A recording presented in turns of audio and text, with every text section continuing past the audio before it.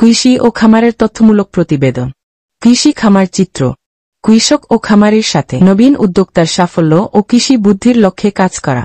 এসো নিজের কর্ম নিজে গড়ি, বেকারত্ব দূর করি। MAH আঞ্জু। আসসালামু আলাইকুম রহমতুল্লাহি ওয়া বারাকাতুহু। বন্ধুরা, আজ আমরা উপস্থিত হয়েছি চট্টগ্রাম জেলা বাঁশখালী উপজেলার। এখানে এই যে একটা মাঠ, এই মাঠ পুরোটাই জুড়ে শুধু শসা চাষ করা হয়েছে।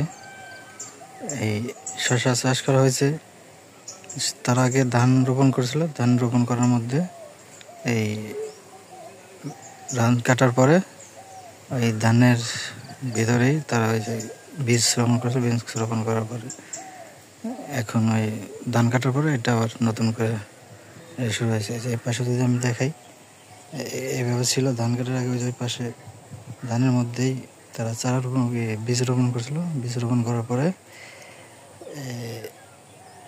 ধান কাটার পরে এখন এই যে ধান কাটা ফেলছে। ধান কাটার পরে এখন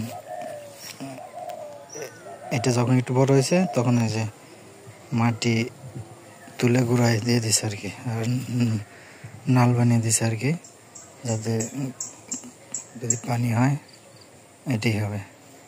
তার কারণে এই কত গাছে ওইটা ফুল চলে আসছে। যদি আমি আপনাদেরকে দেখাই,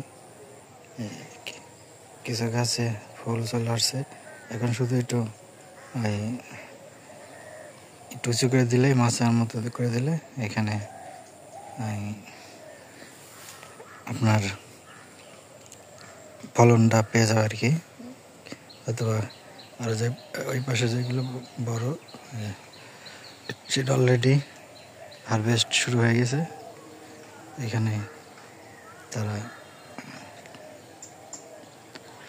এটা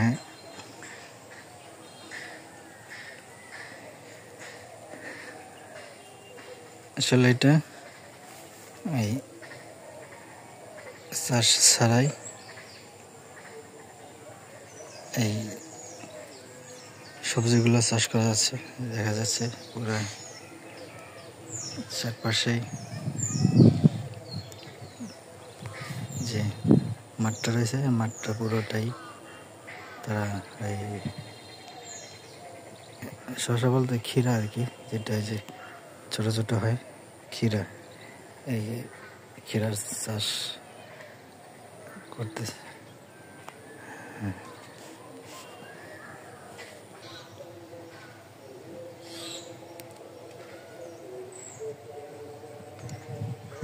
পুরোটা মাঠ জুড়ে